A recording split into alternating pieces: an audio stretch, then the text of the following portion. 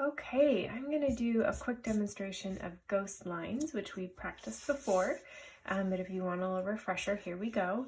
I have my paper with my 1/2 inch border all the way around. I have my image I've selected. I don't know why I'm really into snails lately. What I have to decide now is if my picture is better as a horizontal or a vertical. And looking at it, he's a little bit taller than he is wide, so I'm going to go ahead and sketch him as a vertical. I've set myself up so I can see my image and my paper simultaneously. And then in Monster Grip, I'm just going to start looking for those simple shapes. So what shape is his shell? Well, it's kind of like a circle. So nice and light, I'm going to get a circle on there. And then this, yeah, it's kind of like a bent triangle. So it comes out underneath the circle and then bends up a little bit taller than the circle of that shell. And I want to make sure I leave room so he's not going off the page.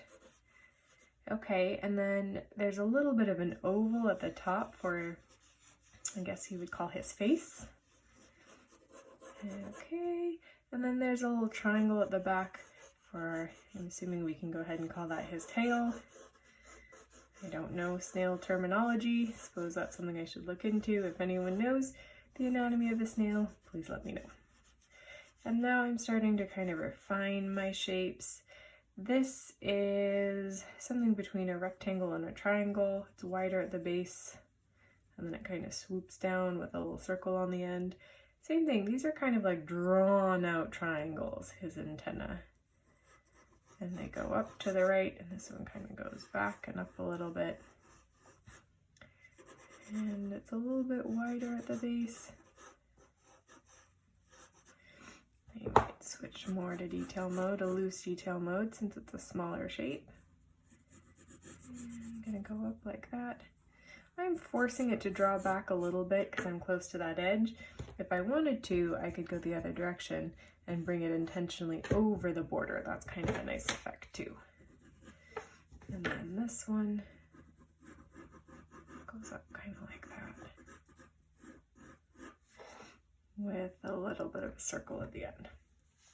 All right, I'm going to speed this up here as I start refining it and finding more and more specific shapes, and then I'll let you get on to your own ghost lines.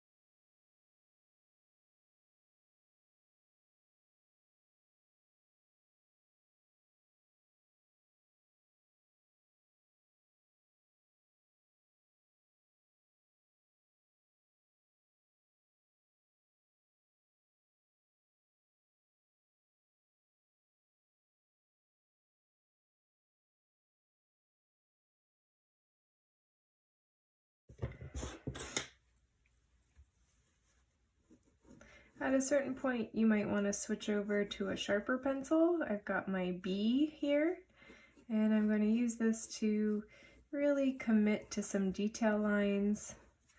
So I might erase quite a bit of my ghost lines so that when I go in with this detail line, it's the only one we really see. What I'm trying to end up with is one nice clean line, like a contour line, not a lot of shading, not a lot of texture, just one single contour line.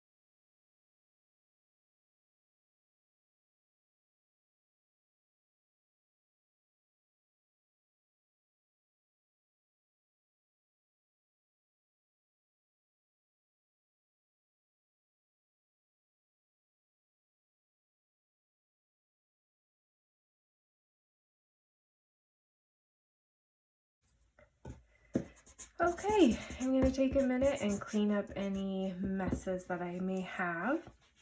I did end up putting this antenna out into the border.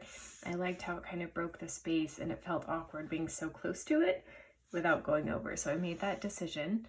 You can see I have really a clean contour line here, not a lot of shading, not a lot of extra detail.